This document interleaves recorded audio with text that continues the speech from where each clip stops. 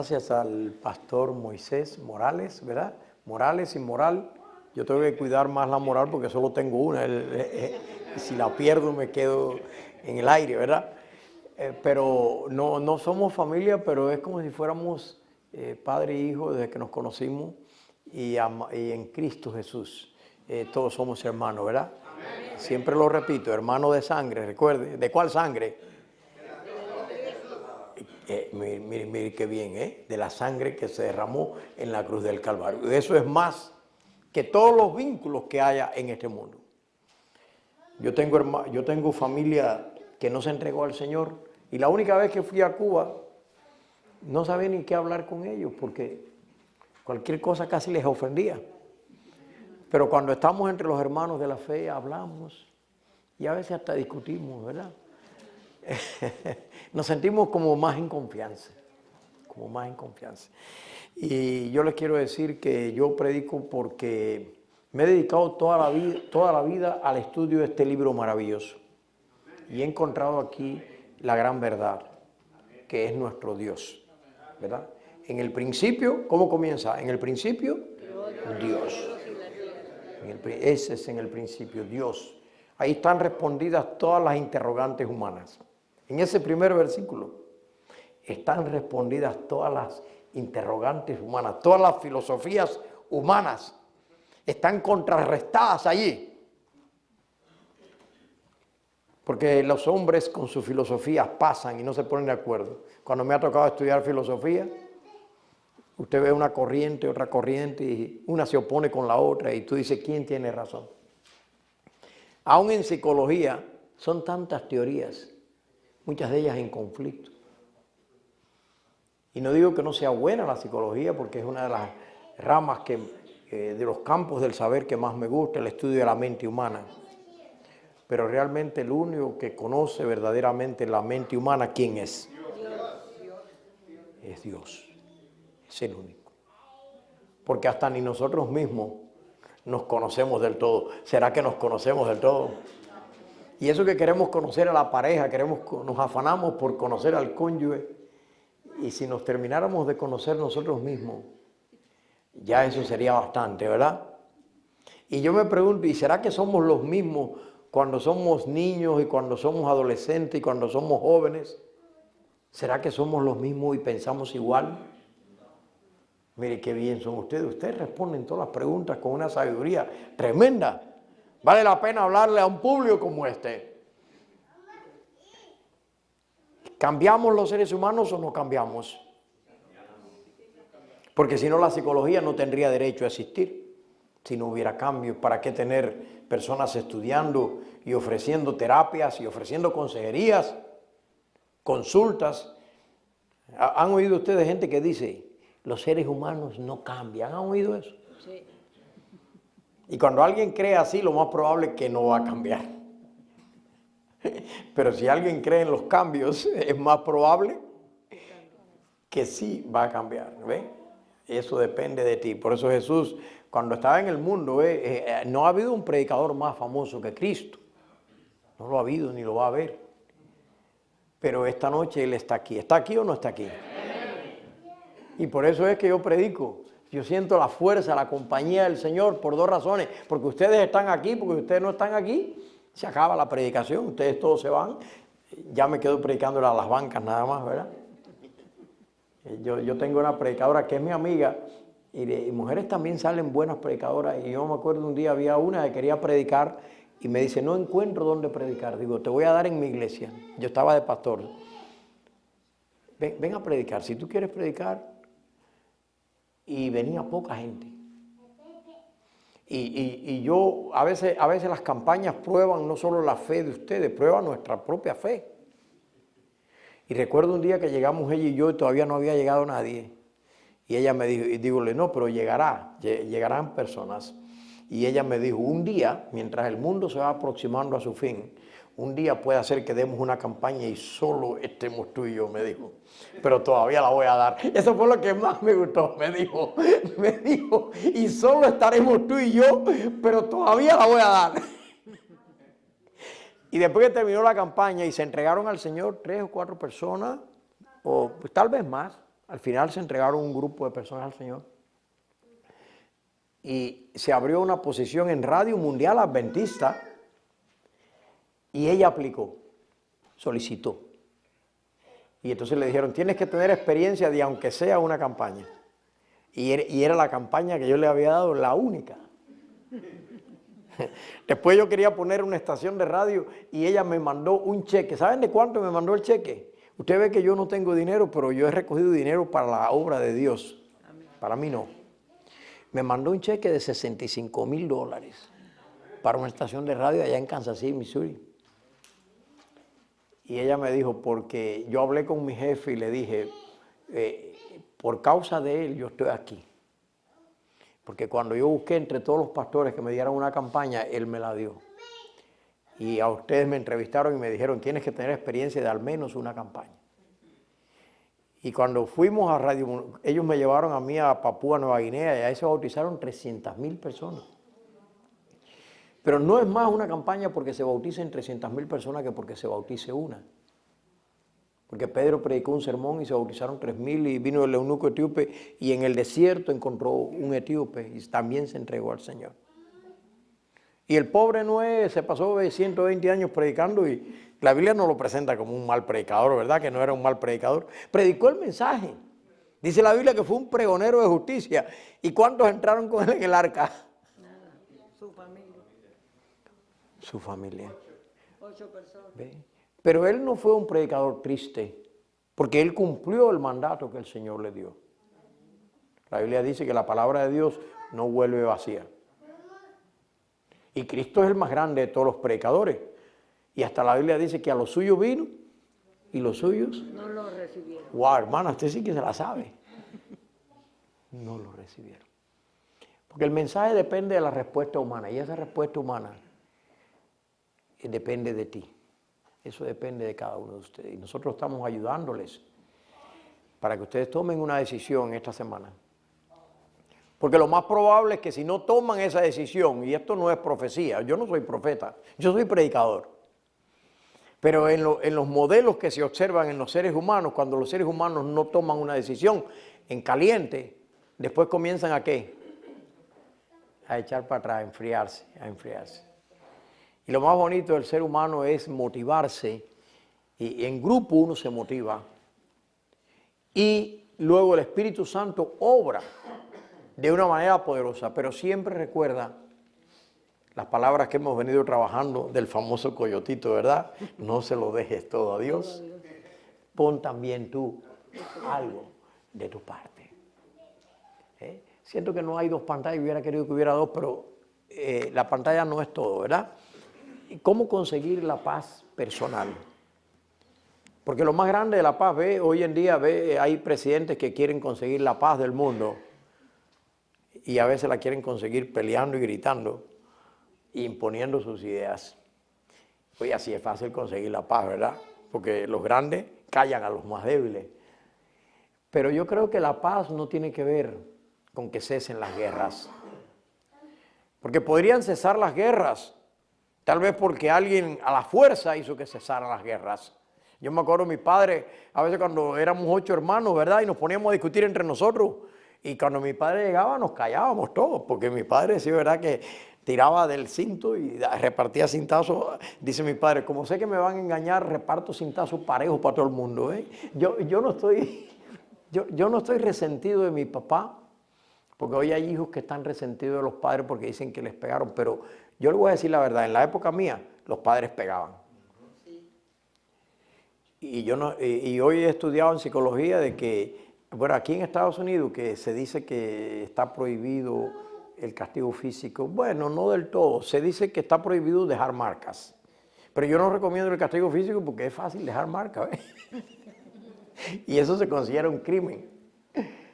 Y aparte hay pieles muy, como la mía, ¿no? Que son pieles que a poco que le haga así, parece que fue más lo que le hizo, nada más que le amague, ¿no? Y hay algunos que le dan un reatazo y no le queda marca. Pero también hay estudios que dicen que no se ha encontrado evidencia de que el castigo físico consiga un beneficio que no se consigue por otras vías. Pero nuestros padrecitos no sabían eso, ¿verdad que no sabían eso? No. Entonces no debemos estar resentidos hacia personas que hicieron lo mejor que ellos pudieron. Y si cometieron algunos errores, pues estamos hablando, ¿cómo es que estamos hablando? En el tiempo del fin, ya como que los agarré en curva. Debemos salvar nuestra familia. Y una de las maneras de salvar la familia es no estar resentidos del pasado. Tratar de mejorar el presente, pero mirar hacia el pasado con un espíritu de perdón. Con un espíritu de que nosotros no debemos juzgar a nuestros padres con la luz que hoy tenemos, porque hoy tenemos mejores recursos, ¿cierto o no? Y entonces debemos más bien usar esos recursos para nosotros, no para volver hacia atrás y ponérselos a aquellos que tuvieron otra luz y mirarlos con gratitud. Porque bien temprano que se levantaban de madrugada para buscar el sustento, para sacrificarse por nosotros. Eran personas de fe y de esperanza, perfectos no eran. A veces cuando hay un muchacho muy resentido con sus padres, yo le digo, bueno, ¿y cuando el tiempo avance te piensas casar? Me dice, sí. Digo, ¿y vas a ser papá o mamá tú también tal vez un día? Me dice, sí, tal vez. Digo, ¿y piensas que vas a ser perfecto como padre o como madre? ¿Y piensas que tus hijos van a hablar de ti bien?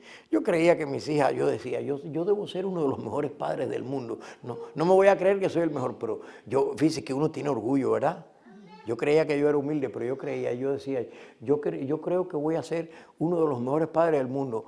Y un día me enteré que mis hijas hablaban mal de mí. Digo, wow, esta sí que no me la quiero creer. Y me di cuenta que era cierto. Y entonces, digo, nosotros no somos padres para esperar que nuestros hijos nos entiendan, ¿verdad? Porque ellos nos van a entender. Tal vez cuando los hijos entiendan a los padres, ya los padres hasta estarán muertos. Porque uno de niño dice, qué malo es mi padre, qué mala es mi madre. Después cuando va creciendo dice, oye, como que lo tengo en duda, ¿no? ¿Será que era tan malo? Ya por allá por los 30 dice, yo creo que mi papá y mi mamá eran buenos. Y ya a los 40 dice, definitivamente era el tremendo padrazo, era la tremenda madraza, pero ya no están aquí. Ya no están aquí. Ya se fueron y recibieron de mí muchas veces no las palabras de gratitud. Por eso yo le digo a los hijos, mientras tengan a sus padrecitos vivos, abrácenlos y agradezcanles lo que hicieron. Porque nosotros no sabemos cuánto tiempo más los vamos a tener. Y una de las cosas que hace la iglesia es unir a la familia. Y los que están casados, recuerden que no hay matrimonio perfecto y que una de las causas de divorcio, aparte de estar casados, es tener expectativas demasiado elevadas del matrimonio. Expectativas que a veces ni siquiera son realistas. Yo el otro día pregunté cuántos están casados, levantaron la mano un grupo tremendo. Y después pregunté cuántos no pelearon después que se casaron. Y ya como que no vi que manos se animaban, ¿verdad? Porque Gagman dice que todos los matrimonios pelean. Pero que el asunto es ver cómo la gente se reconcilia, cómo la gente se pone de acuerdo. El que espera entregarse al Señor desde un plano de perfección, probablemente si lo lograra hacer, va a ser uno de los peores cristianos. Porque no hay peor cristiano que aquel que cree que es perfecto. ¿Han visto ustedes esa gente que se la cree que son perfectos? Sí. Es fácil vivir con ellos. No, son tóxicos. Están tan convencidos que son perfectos, pero han convencido a la gente que los observa, los han convencido. No. Si usted observa bien, la gente que se creyó buena fue la gente que crucificó a Jesús. Y observe usted en la Biblia que la gente que se consideró mala fue la gente que amó a Jesús. Esos que vinieron a Él como estaban, que vinieron en su pobreza espiritual, reconociendo su pecado, reconociendo su flaqueza, fueron las personas que obtuvieron la gran victoria. Por eso yo te quiero decir que si vas a tomar una decisión, recuerda que en primer lugar es una decisión sobre ti mismo. Una de las preguntitas que quiero que se haga alguna noche es ¿quién fue el que dijo el cuento de mi otro yo? ¿Recuerdan? Mario Benedetti, mi otro yo. Y lo premiaron, porque tenemos un yo que nos llama hacia lo más bajo, hacia lo más malo, hacia la indecisión. Cuando queremos entregarnos a Dios nos dice, no lo hagas, no es el momento todavía, déjalo para más tarde. Tú necesitas todavía saber más, todavía necesitas conocer más. Pero tenemos otro yo que es el que viene implantado por Dios, que nos dice, si oyes hoy su voz, ¿qué dice la Biblia? No endurezcáis vuestros No corazones. endurezcáis vuestros corazones. Porque tú nunca sabes cuál va a ser tu último día en la tierra. Y cuando tú das un paso, este paso te prepara para otro paso. Porque el entregarse al Señor no es más que un paso. Eso no es graduación. La gente ha confundido incluso el entregarse al Señor. Y mañana voy a hablar concretamente cómo sepultar lo negativo del pasado. Se puede imaginar ya tal vez algo de lo que voy a hablar, pero ese va a ser el tema mañana. ¿Cómo sepultar? No se lo vayan a perder, por favor. Y yo le voy a decir que la gente ha confundido la entrega al Señor con una graduación. Y eso es un error grave, grave, grave, grave. Porque cuando una persona se entrega al Señor es un paso de iniciación para empezar a ver el mundo espiritual. Que no lo vas a empezar a ver hasta que no entras. Porque noten ustedes que cuando tú te entregas al Señor, tú te pones en un ángulo desde donde tú vas a ver el reino de Dios. Mañana lo voy a explicar mejor. Pero mientras tú no entres en ese ángulo, tú no contemplas el reino de Dios. Por eso dijo Cristo que el que no nazca del agua y del Espíritu, ¿qué dijo? No puede ver el reino de los cielos. No lo puede ver. Y luego lo enfatizó de nuevo y dijo, no puede entrar. Porque no tiene el ángulo. Hasta que tú no entras, tú no ves la belleza del reino de Dios. Y te puedes pasar 100 años. Es como el que se pasa 10 años noviando y dice, no estoy preparado para casarme. Venga, 20 años más. ¿Cree que aunque novie 20 años, se van a conocer? No. ¿Qué fue lo que dijimos el primer día? Que el amor era como ciego. Ciego. Pero que hasta que no se case, No. no se le va a devolver la vista al amor. Sigue siendo ciego hasta que se case. Aunque novie 50 años, son novios, los novios no vieron. ¿No lo dice la palabra? Novio, que no vio. Pero cuando se casa, ya las cosas van a ser diferentes. Y tú debes entrar en el reino de Dios, no para encontrar una iglesia perfecta, sino para encontrar un hospital de gracia y sanidad. Porque muchos se van de la iglesia porque encuentran en la iglesia y dicen, esto no es lo que yo esperaba de la iglesia. Por eso se divorcian también, porque esto no es lo que yo esperaba. Pero ¿y por qué no abandonan a sus hijos? ¿Son perfectos los hijos? ¿Usted tuvo muchos hijos? 3. 3. Y seguro que son perfectos. Ya le hice una pregunta inadecuada a la hermana. No son perfectos. No, son perfectos. Y cuanto más imperfecto, ¿se le quiere más o se le quiere menos? Se le quiere más. Mire, fíjese la hermana que lista. Y si el marido es imperfecto, ¿se le quiere más? Ahí no. Ahí no. Ven ustedes, ven ustedes. Entonces, ¿por qué? Entonces, ¿cuál es el verdadero amor? El de la madre a los hijos no está relacionado con la conducta, pero el de los esposos, Ahí sí. ¿cómo es posible que amas al producto aunque se porte mal y no amas al productor, a menos que se porte bien? Y sabe que el daño más grande que se le hace al producto es quitarle al productor o a la productora. Porque hay estudios que dicen el daño que sufren los hijos cuando hay separaciones y cuando hay divorcios. Quienes más sufren, ¿quiénes son? Son los hijos. Yo no estoy diciendo que no haya casos donde lo más recomendable sea un divorcio. No estoy diciendo eso porque hay casos de abuso, casos que son especiales. Pero quitando esos casos especiales, le voy a decir la verdad. Los estudios dicen a los consejeros, traten de que los matrimonios tengan esperanza y que se den oportunidad. Porque se han hecho estudios donde la mayor parte de la gente que se divorcia, cuando se hacen en estudios anónimos, ahí es que se ve la verdad. La mayoría dicen, el segundo matrimonio me fue peor que en el primero. Y en el tercero peor que en el segundo. Porque cada vez la capacidad de aguante es más reducida, dicen. En el primero duré 8 años, dice, en el segundo duré 4, en el tercero voy a durar 2 y ya en el cuarto yo creo que en la luna de miel lo rompo. Ay, Dios mío. Porque se hace un patrón no aguantar la imperfección humana, que la llevamos nosotros mismos por dentro. Y dice que la mayor parte de la gente encuestada dice, me hubiera gustado más tener paciencia en mi primer matrimonio. Mucha gente. Pero si ya estás en el segundo, ya estás en el tercero, olvídate de lo que pasó. Hazte la pregunta, ¿qué aprendiste? Ve que en las iglesias muchas veces hay gente que se sienten condenadas porque se divorciaron, porque se separaron, porque cometieron errores. Fíjense, como yo soy psicólogo, yo una de las cosas que hice fue tratar de buscar una compensación. Lo que pasó en tu vida, lo importante verdaderamente es que has aprendido. ¿Y qué vas a hacer de ahora en adelante? Y si hay un matrimonio que debes salvar, es el que tienes. No el que tuviste, ya ese lo tuviste. Aguas pasadas no muevan molino.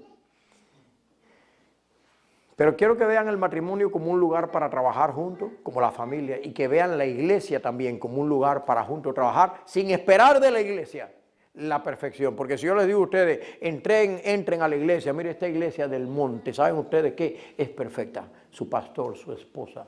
Bueno, vamos a decir que ellos sí. Pero los miembros, todos son perfectos. No, porque si no digo que son perfectos, no me van a traer más. ¿Y ustedes me lo creerían que la iglesia es perfecta? No. La hermana dice, no, yo no puedo creer eso, pastor. Entonces, tú necesitas una familia no perfecta, sino necesitas tu familia. Necesitas tu pareja, necesitas tus hijos, necesitas tu iglesia. Mi papá se bautizó y como dije, se bautizó en la iglesia pentecostal. Le doy gracias a los pentecostales que lo trajeron a Cristo, pero él después encontró que Dios le mostró algunas verdades que estaban en la iglesia adventista y él vino a la iglesia adventista. Más bien lo mandaron para ahí porque él empezó a hablar el pastor habló del sábado y cuando él descubrió que, él dijo, voy a ver qué dice la Biblia. Y dice, oye, el día de descanso aquí es el sábado. Entonces él se declaró, dijo, soy pentecostal del séptimo día. Y estaba contagiando ahí a todo el mundo, ¿verdad? Y el pastor le dio un papelito y le dijo, váyase para la iglesia adventista. ¿Ve? Lo mandó para allá, para la iglesia adventista. Así que mi papá fue mandado para la iglesia adventista. Y cuando él llegó allá, él un día le dijo al que estaba dirigiendo la clase de escuela sabática, le dijo, ustedes todos hablan de seguir a Cristo y de seguir al modelo. ¿Cuántos años llevan ustedes aquí? Y hubo uno que dijo que llevaba 20, otro dijo que tenía 30. Dice, ¿y alguno de ustedes ya consiguió el ideal? Nadie levantaba la mano. Y mi padre un poco atrevido, ¿verdad? Y dice que el maestro de escuela sabática le dijo, hermano, esa plaza está vacante. ¿Por qué no la ocupa usted? Y eso nunca se le olvidó. Nunca se le olvidó. Tanto el matrimonio como la iglesia es un lugar donde podemos exigir, pero ¿por qué no exigirnos nosotros mismos? Si nosotros mejoramos y cada quien mejora, toda la iglesia habrá mejorado. Incluso en una familia, como mejor se mejora, es cuando una persona, hay una terapia que se llama sistémica, que es que cada quien trate de mejorar. Y donde cada quien trata de mejorar, toda la familia mejoró. Pero si yo trato de mejorar a mi hermano, y mi hermano trata de mejorar a mi hermana, y el otro trata de mejorar a aquel, ¿usted cree que así se va a mejorar? No. Lo más bonito es cuando nosotros mismos damos un paso hacia el Señor. Y eso puede beneficiar a toda tu familia. Si ustedes en esta semana toman una decisión, eso va a beneficiar a más personas. Cuando es la primera persona que se entrega al Señor, luego después hay otra que se motiva, otra que se motiva. Ven ustedes como nadie se emborracha solo. Ustedes han visto que los borrachos no se emborrachan solos. ¿Cómo se emborrachan? Acompañado. Acompañado en grupo. Hasta en el pecado. Para encontrar un solo ladrón. Cuando yo estaba preso, yo me acuerdo. Yo fui por el evangelio a la cárcel. Y yo lo que tenía eran 22 años. Y yo predicaba el evangelio a diestro y siniestro. Y los comunistas me metieron un muchacho allí, un espía me metieron. Porque ellos decían, tú no puedes predicar, eso sería otro delito más. Te vamos a meter por encima de los 5 años que tienes, otros cuantos años más para que te pudras aquí en la cárcel. No me lo dijeron, pero después me lo dijeron. Después supe que eso fue lo que estaban pensando. Y me metieron uno y dijeron, tu misión es descubrir si él predica. Y él llegó allí para sonsacarme que yo predicara. Y según él me dijo, dice que él mandó a decir, misión fácil de cumplir, sujeto no se cuida, habla hasta por los codos. Imagínense. Y dice que a los poquitos días de estar yo con él y él conmigo, más bien él conmigo que yo con él me dijo, oye, yo le vi la cara turbada una noche en la prisión, la gente no suele ir tarde en la noche a los lugares así, más apartados, pero yo sentí que él tenía una gran tribulación. Y me dijo, puedes ir conmigo a un lugar donde yo te quiero decir algo, que yo tengo necesidad. Y nos fuimos, yo lo seguí. Yo dije, bueno, si me toca morir de todas maneras, Dios, estoy en las manos de Dios. Yo sentía que estaba en las manos de Dios y que nada me iba a pasar, porque después que pasé por allí, entre matones, entre gente sinvergüenza, mire, yo tenía antes los ojos claros, no sé si todavía se me ven claros, y yo era bajito, y con aquella gente tan alta allí, se violaban entre ellos mismos. Yo dije, ¿qué posibilidad tengo yo aquí de sobrevivir? Ahora sí voy a darme yo cuenta si el Dios de los cielos a quien sirve es un Dios real. Y cuando llegué allí, el respeto más grande que yo he tenido en mi vida, ahí me han respetado más a mí hasta que en la iglesia. Ay, discúlpenme, hermana.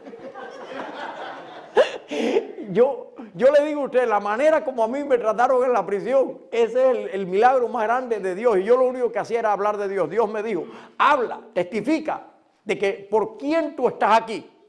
Y verás quién soy yo. Es lo que yo sentía que Dios me decía. Y ese hombre me dijo, te quiero confesar algo. No soy un preso, soy un espía. Y se echó a llorar.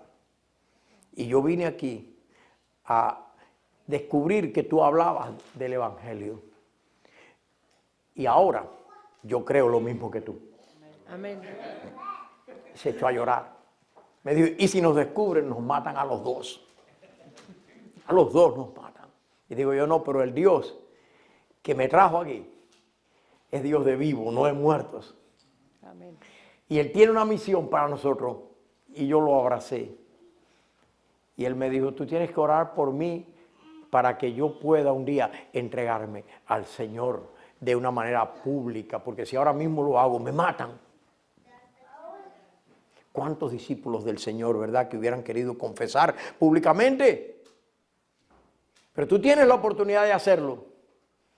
Y yo pude ver que el Evangelio es lo más grande, es la fuerza más grande de este mundo.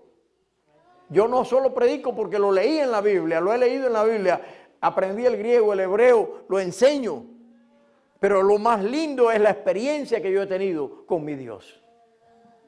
En Cuba, en España, donde quiera que he ido.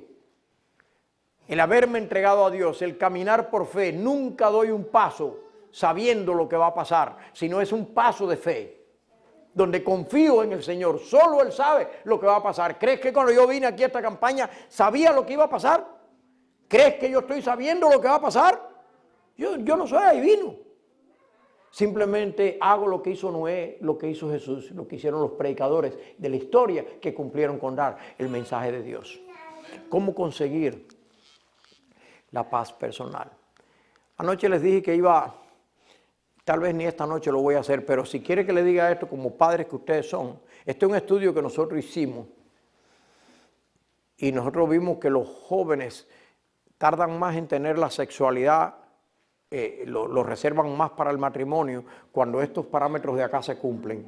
Y dijimos que el número uno era la religiosidad intrínseca, que las personas en la iglesia aprendan a tener una relación intrínseca con Dios. Incluso lo que te puede llevar a tu decisión es una relación con tu Dios, que tú escuches la voz de Dios y que Dios te está llamando.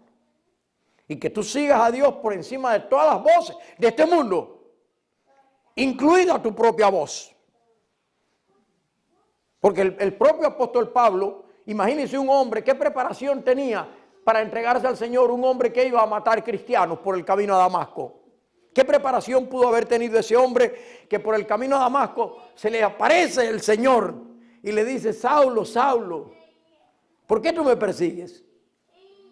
Y él preguntó y dijo, ¿pero quién tú eres, Señor?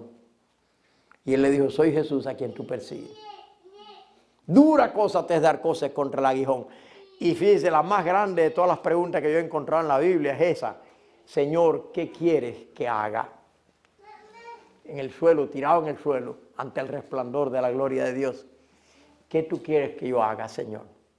Y el Señor le dijo, entra en la ciudad y se te dirá lo que debes hacer. Y entró en la ciudad.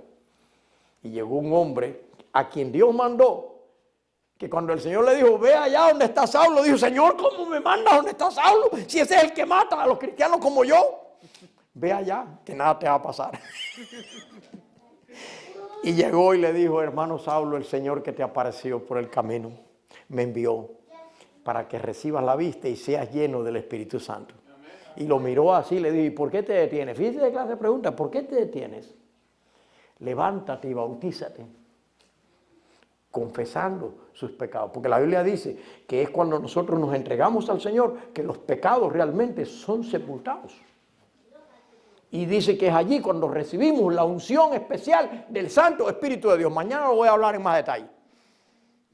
Pero son las dos cosas realmente que tú necesitas para tu salvación. Que tus pecados sean sepultados y que tú recibas la unción especial del Santo Espíritu de Dios. Mañana lo voy a explicar. Pero esa religión intrínseca es lo que te mueve en esta noche.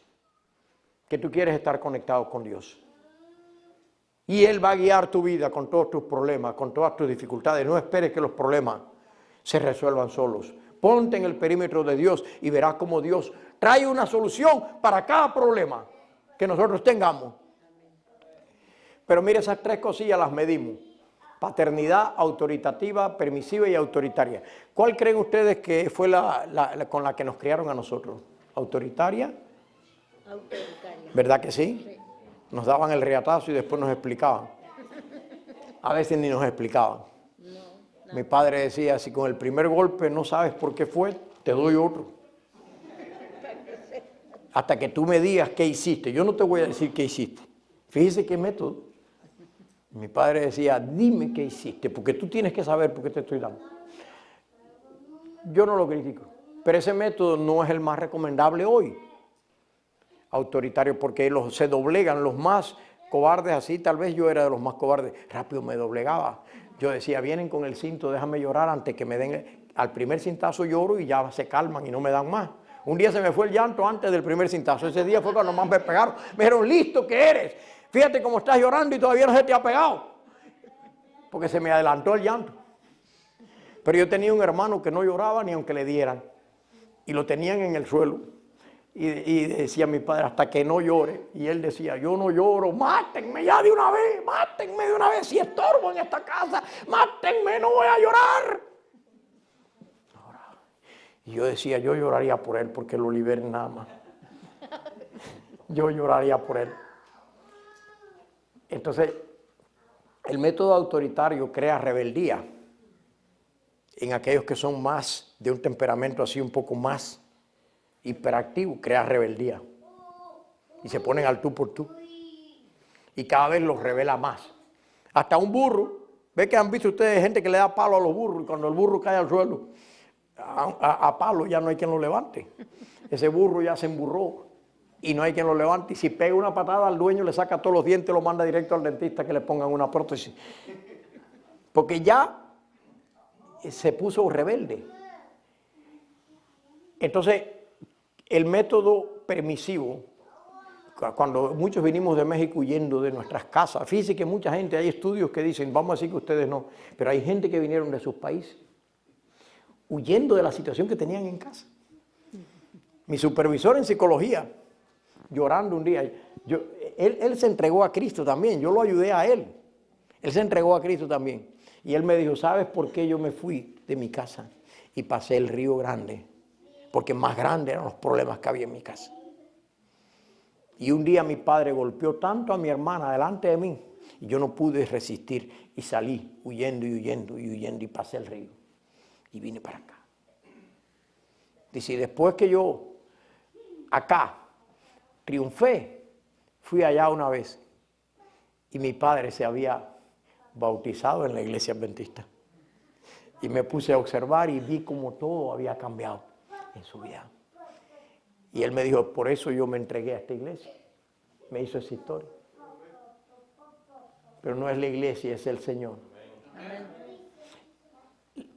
Cuando pasamos acá a este lado, ¿cuál es la tendencia? ¿Ser autoritario o permisivo? ¿Cuál es la tendencia? Permisivo. ¿Y eso es bueno? Que los muchachos se levantan ¿a qué hora? 8 de la mañana y están pidiendo que le lleven el desayuno a la cama y dejan la cama hecha un cochinero. Estoy hablando de otros lugares, eso no tiene que ver nada con esto acá.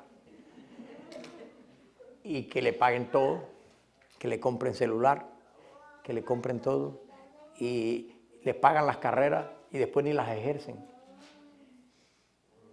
¿Ha pasado eso en los Estados Unidos? Sí.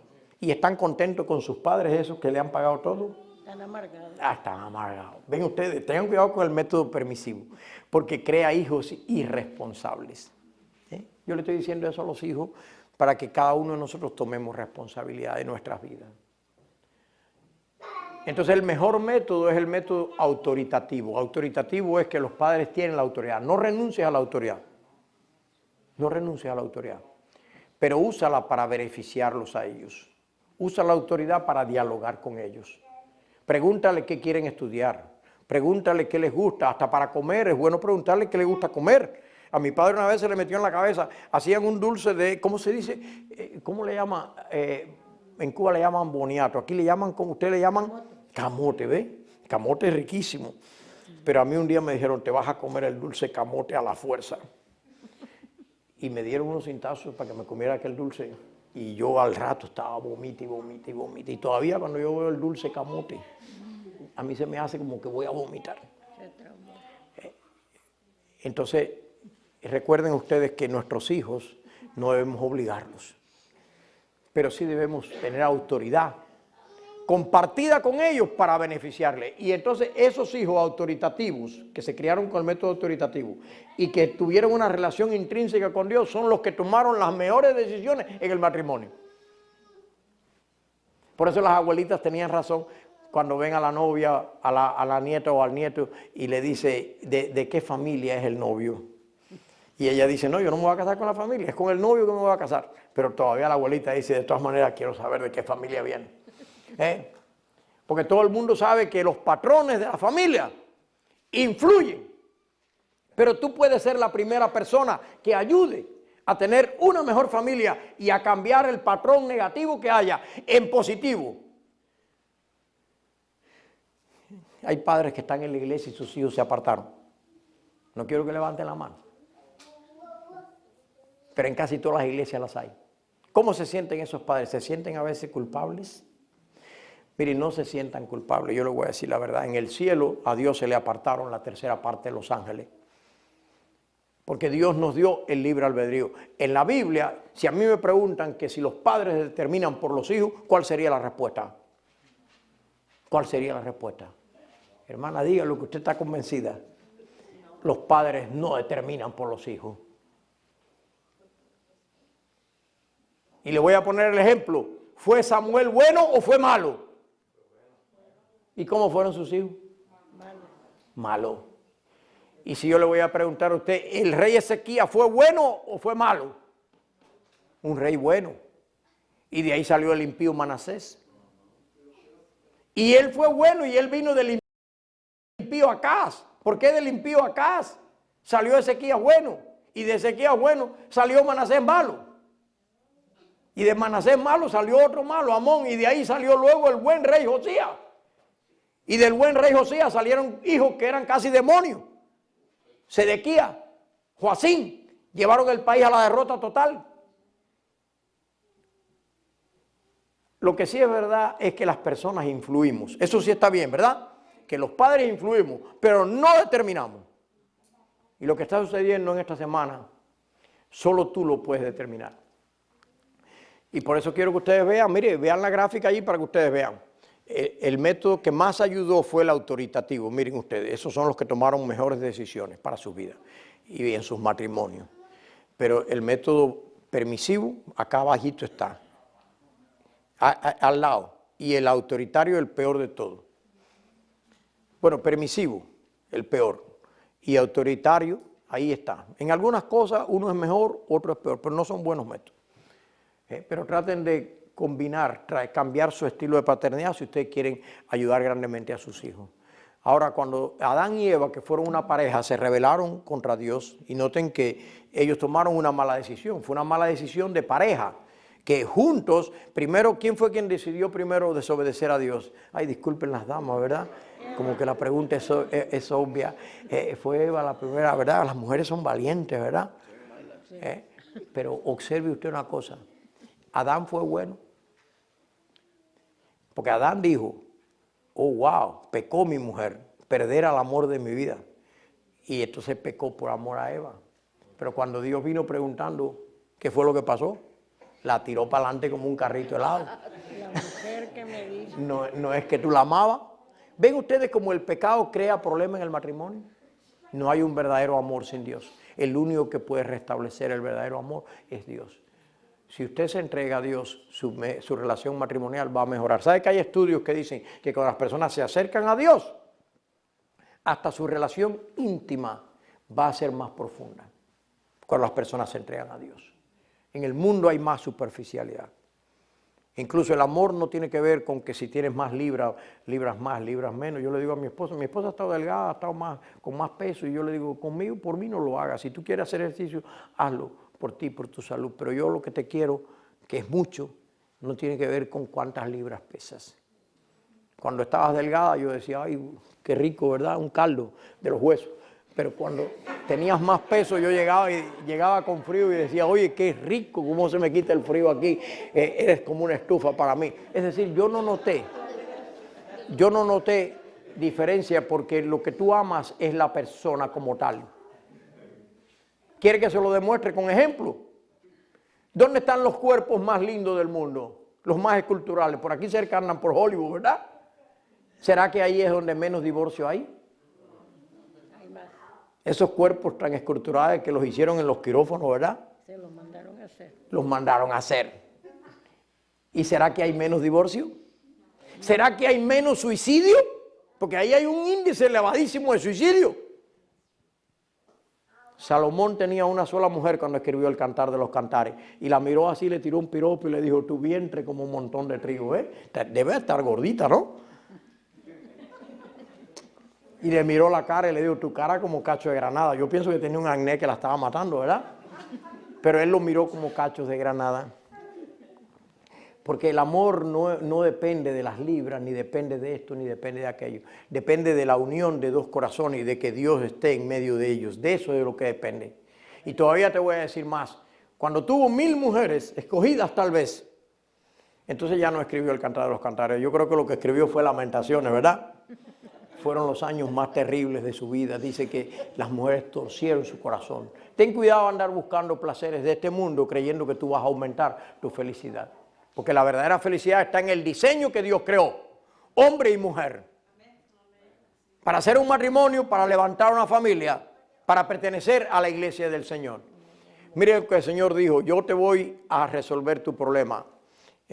Dice la Biblia claramente, el problema humano no lo podía resolver el hombre. Por eso Dios dijo, pondré enemistad entre ti. Noten que Dios a quien confrontó allí, esa es la primera promesa de la Biblia, esa es la primera profecía. ¿Con quién estaba hablando Dios allí? ¿Con quién estaba hablando? A ver, alguno de los hermanos de la iglesia que se atreva a decirlo. ¿Con quién estaba hablando? Mire qué bien, el hermano es bien listo. ¿Y esa serpiente a quién representaba? Y Dios dialogó con Eva y dialogó con Adán, pero con el diablo no dialogó, simplemente lo confrontó. Le dio un juicio allí mismo. Y le dijo, pondré enemistad entre ti y la mujer. Y esa mujer, Eva, que fue la primera que pecó, pasó a ser un símbolo de la iglesia de Dios y de todos los hijos de Dios. Por eso se le puso Eva, madre de todos los vivientes. Y cuando Cristo vino a este mundo para ser la solución de la promesa que Dios dio allí, dice, tu descendencia, esta descendencia tuya fue la que va a herir la cabeza de la serpiente. ¿Y Cristo vino nacido de quién? ¿De quién nació Cristo? ¿Lo mandaron del cielo? Nació de mujer. Así que Dios también trajo la solución a través de Cristo Jesús, nacido de una mujer. Porque Dios ama a la familia. Porque Dios mandó a su Hijo a través de una familia. Y a ver si el sábado les predico para que vean que esa familia de perfecta no tenía nada. Solo Jesús fue perfecto. Solo Jesús fue perfecto. Pero si alguien espera ser perfecto para bautizarse, probablemente lo que va a conseguir es el perfeccionismo. Y el perfeccionismo no es algo que se aleja cada vez más de Dios. Y hace infeliz a los demás. Yo tenía un tío que se bautizó y él decía que él quería ser perfecto. E impuso tales normas en la casa. Me acuerdo que dijo, aquí ya no se va a comer más tal cosa. Y al otro día vino y dijo, aquí puro vegetalito, aquí no se come ya más nada. Y la mujer dijo, bueno, pues yo también me voy de aquí hoy mismo. Y al rato se fueron los hijos. Y volví allá un día y me lo encontré alejado de la iglesia, comía hasta puerco, yo no sé, y comía de todo ya. Porque ese perfeccionismo de él le destruyó la familia y lo destruyó a él también. Porque el único perfecto es Cristo el Señor, porque tú debes venir al Señor tal y como estás. Es un acto de fe. Mire ese cordero, cómo estaban Adán y Eva en su pecado, desnudos, desnudos. ¿Y qué hicieron? ¿Qué hicieron en medio de su desnudez? Díganlo. Cosieron hojas de higuera. ¿Ve que el ser humano trata de conseguir la salvación por sí mismo? Una hoja de higuera. ¿Ve qué le podía cubrir? Ahí surgieron las minifaldas, ¿verdad? Digo yo. Dios le dijo, esa ropa no es buena. ¿Sabes qué? Te voy a vestir. Y Dios les vistió con pieles. ¿De dónde salieron las pieles? De los animales. Y ahí está el Cordero Redentor. Ahí está la imagen del Cordero. De Cristo mismo que vendría a morir y que todo lo que pertenece a la salvación lo hace Dios. Pondré enemistad. ¿Quién es quien pone? ¿Quién es quien salva? ¿Quién fue quien los vistió? Fue Dios. Entonces el problema del pecado no lo resolvió el hombre. Lo causó. Pero lo resuelve solo Dios. Ahí está el ejemplo. Y ustedes pueden ver cómo el pecado se separó de Dios. Mira, ahí van saliendo. ¿A ustedes les parece que eso está bien pintado? Yo no estoy de acuerdo con el pintor. Yo no puedo pintar eso, pero yo no estoy de acuerdo con ese pintor. Porque parece que van huyendo de un tornado, ¿verdad? ¿Usted cree que hay esperanza en ese cuadro? No. Pero cuando ellos salieron del Edén, salieron llenos de esperanza, con la esperanza de Cristo. Hay gente que le gustan esos cuadros. Vivir aún en la iglesia sin esperanza. Pero cuando ellos salieron del Edén, Dios les había dado la esperanza de Cristo, del retorno, del perdón. Por lo tanto, debieron haber salido llenos de esperanza. Qué bonito que... Pero miren, los hijos de ellos por causa del pecado se afectaron. ¿Ven ustedes? Vino el diluvio. El mundo ha quedado destruido por causa del pecado totalmente. Y noten ustedes cómo esas personas que no entraron al arca porque no quisieron escuchar el llamado de Dios, porque pensaban que nada iba a suceder, como nosotros muchas veces estamos pensando hoy en día, que nada va a pasar. Pero noten ustedes, mire ahora, como están diciendo, no es ábrenos. ¿No será esta tal vez la última campaña? ¿No podría ser una campaña la última? ¿Está usted segura que esta no va a ser la última? No estamos seguros. Va a haber una campaña que va a ser la última. Y yo cada vez que predico una campaña pienso si esa va a ser la última. Y por eso yo te llamo. Que le entregues tu vida al Señor tal y como estás. Que vengas al Señor. Que des un pasito hacia Cristo. Porque el Señor te llama. Él te espera con los brazos abiertos.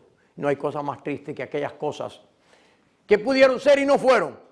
¿Ha llegado usted algún día cuando un tren va a salir y usted quiere caer detrás del tren que ya se va? ¿Le ha pasado alguna vez?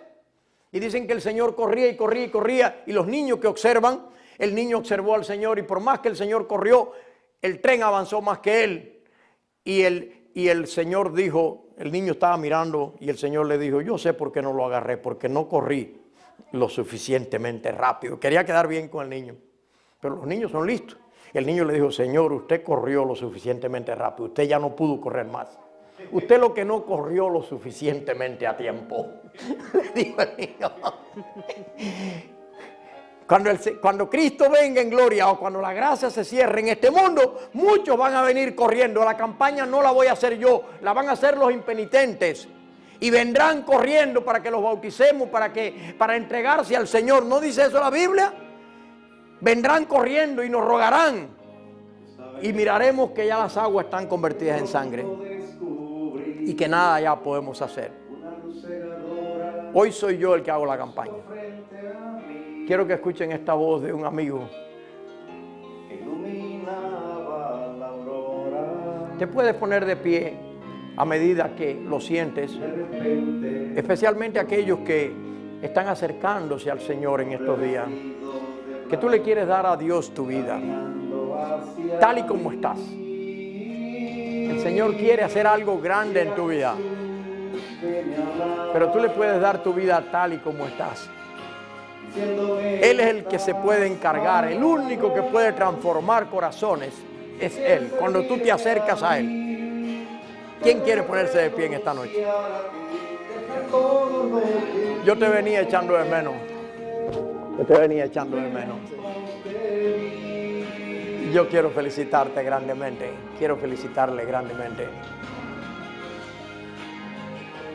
Mi hermano, que Dios me lo bendiga grandemente. Que Dios me lo bendiga. Que Dios me lo bendiga. Le dije, Señor, yo no soy digno de ti, pero si me dejas caminar junto a ti. Amén. Quiero felicitar al niño. Quiero felicitar al niño y a la mamá, a la abuela. La abuela. Congratulations, my friend. Congratulations. Que Dios te bendiga grandemente. Que Dios te bendiga.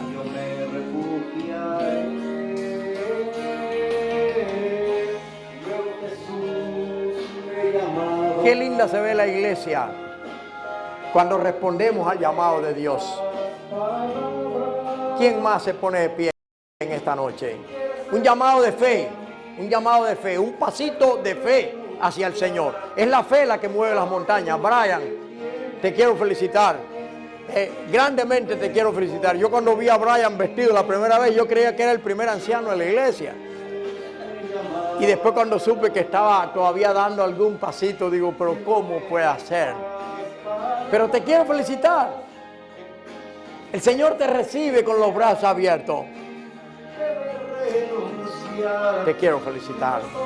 Te quiero felicitar. Eres un hombre de fe y de victoria. Victoria en Cristo. Cristo es nuestra victoria, hermano. Si alguien quiere prepararse con sus propios esfuerzos, de esos ya tenemos muchos en la iglesia, legalistas y amargados, que solo hablan del fin, que solo hablan de la gran tribulación. Pero yo hablo de la gran esperanza y de la gran salvación en Cristo Jesús. Porque la gran tribulación es la que yo tenía en mi corazón antes de venir a Cristo el Señor. Y cuando fui a la cárcel, yo dije, ¿cómo podré yo sobrevivir en medio de esta gente? Y yo sentí que de arriba me decía, confiesa mi nombre no más en llegando. Yo no soy un fanático ni soy un supersticioso, pero yo me pareció estar oyendo una voz que me decía, confiesa mi nombre no más. Y verás lo que yo puedo hacer por ti. Porque no es lo que tú puedas hacer, es lo que Dios puede hacer en tu vida. Cuando tú avanzas con fe. ¿Será que hay alguien más? ¿Alguna persona más quiere ponerse de pie en esta noche? Yo estoy ya por terminar. Yo no quiero que se les enfríe a ustedes los tamalitos, la sopa esa que le tienen allá, muy rica, ¿verdad? Una persona más que se quiere poner de pie. Yo le quiero dar la felicitación a los niños también.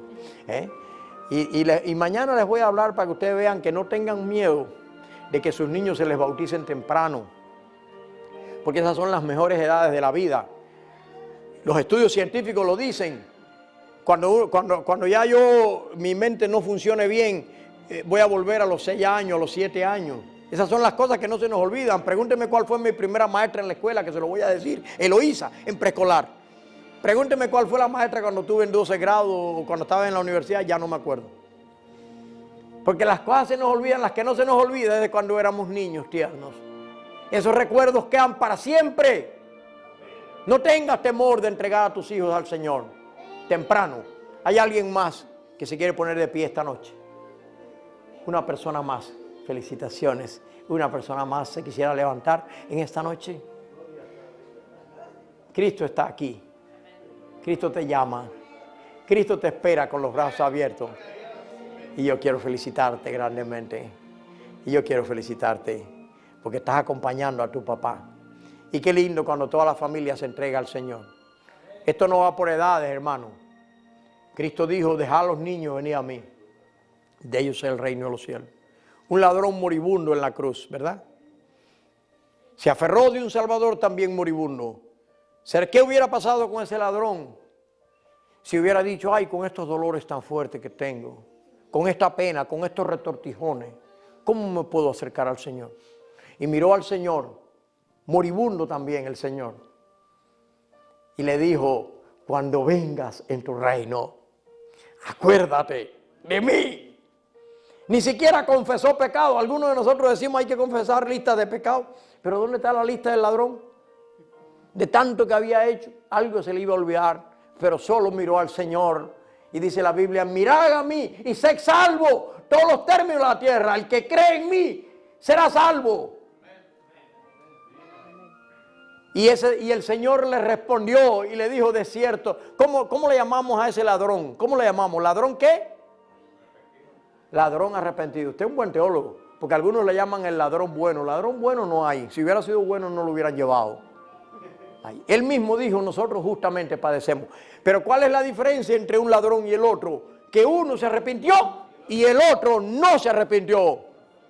Y Cristo le dijo, estarás conmigo. No le dijo, estarán. Le dijo, tú estarás conmigo en el paraíso. Desde el sufrimiento de la cruz ofreció el paraíso, lo más lindo. En la Biblia solo se menciona el paraíso 3 veces. Y el Señor lo ofreció desde la cruz del Calvario. Desde el abismo de la muerte y del sufrimiento más intenso, ofreció el paraíso a un ladrón. Porque le aceptó. Vamos a orar. Padre querido, esta es una noche de gala y de victoria, Señor. Amigos míos, yo quisiera poder repetir los nombres de todos ellos, Señor. Desde Ignacio hasta Brian. Los niños que se han puesto de pie. Las personas que todas las noches han venido consistentemente. Recíbeles, oh Señor, que cada paso sea un paso más de acercamiento a ti. Que sea una nueva victoria en Cristo el Señor. Tráeles mañana, Señor, que haya un momento decisivo, un punto sin retorno en las vidas de ellos, que avancen decididos y firmes hacia el cielo, Señor, que este mundo nada nos da y mucho nos quita. Queremos ponerlos en tus manos, tómalos, Señor, reprende al enemigo, reprende toda fuerza del mal de sus vidas, oh Señor, tómales, bendíceles, oh Señor, ese propósito lindo que tú tienes para ellos, que reluzca esta noche, que salgan con pasos de victoriosos esta noche para regresar mañana. Quédate, Señor, quédate en cada corazón. Si hay alguien luchando en su vida, en su corazón, todavía tráele mañana.